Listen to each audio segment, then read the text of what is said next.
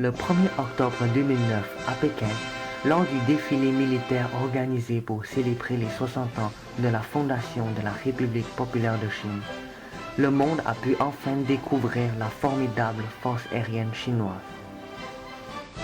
À travers le ciel azur au-dessus de la place Tiananmen, de nombreux spectateurs sont surpris de voir des appareils très sophistiqués et modernes, comme le KJ-200, le J-10A, le J-11B, le J-8, le JH-7, le Z-8,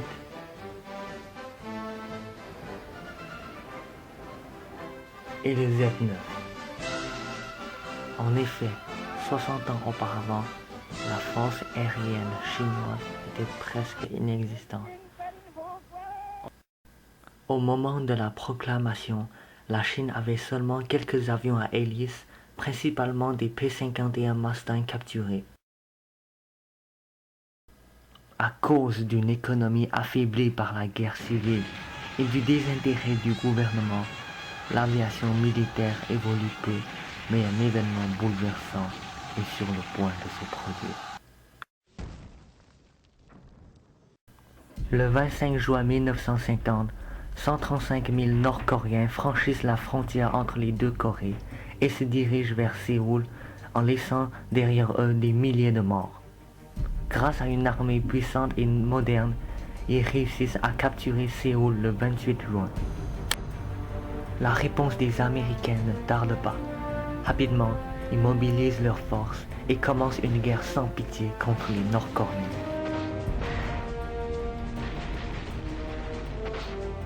Bien que les effectifs américains en Corée sont très inférieurs aux Nord-Coréens, leur puissance aérienne remarquable leur permet de causer des dommages considérables dans les rangs de l'ennemi. Les F-86 Sabre, les premiers avions à réaction construits par les Américains, bombardent sans relâche l'ennemi.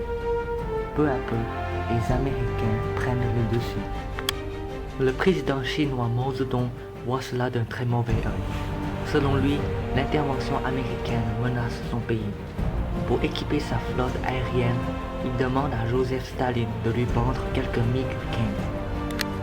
Ce dernier décide d'en vendre une centaine et d'offrir l'assistance technique nécessaire pour entraîner les pilotes chinois à pouvoir piloter ce genre d'appareil. Un an plus tard, la Chine reçoit ces nouveaux appareils et les pilotes sont enfin prêts pour défendre l'espace aérien chinois.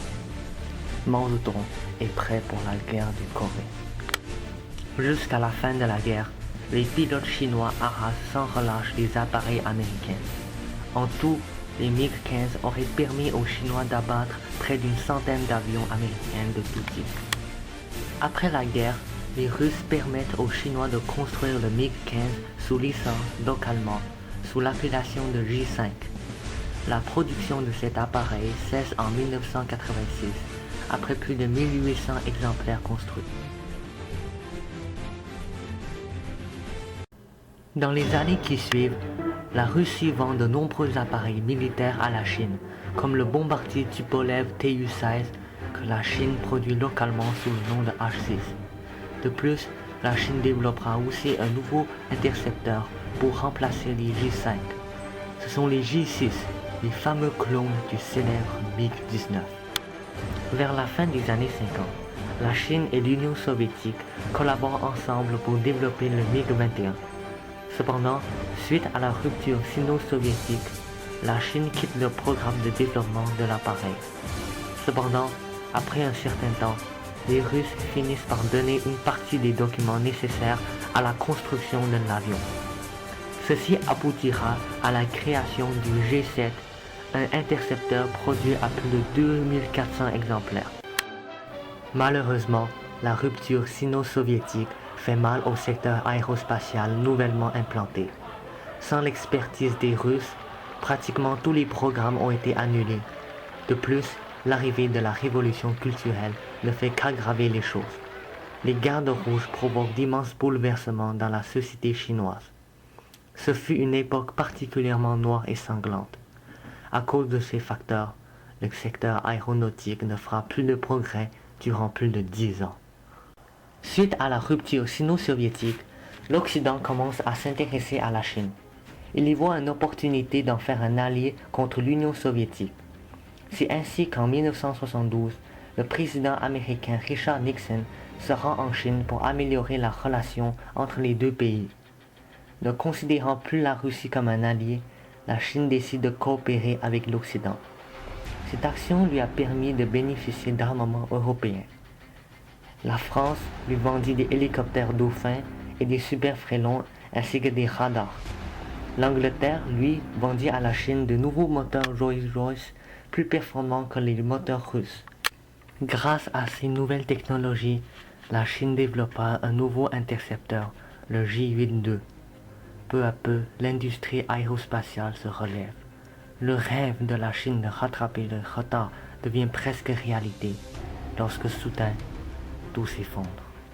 En 1989, des troupes chinoises calment la révolte étudiante dans un bain de sang. Des milliers de personnes sont tuées ou blessées. Peu après, en guise de condamnation, l'Occident décide d'appliquer un embargo d'armes contre la Chine. Le souffle qui faisait tourner le secteur aérospatial s'essouffle d'un coup. En 1991, l'Union soviétique s'effondre. Ayant désespérément besoin d'argent, la Russie se tourne vers la Chine, alors en pleine croissance économique. Rapidement, les relations entre les deux pays redeviennent amicales. La Russie propose alors à la Chine un vaste choix de son effectif aérien, allant de simples chasseurs aux hélicoptères. Ne voulant pas perdre cette chance unique, la Chine dépense énormément d'argent pour en acquérir le plus possible. C'est ainsi que désormais, la Chine a entre les mains des effectifs aériens assez avancés.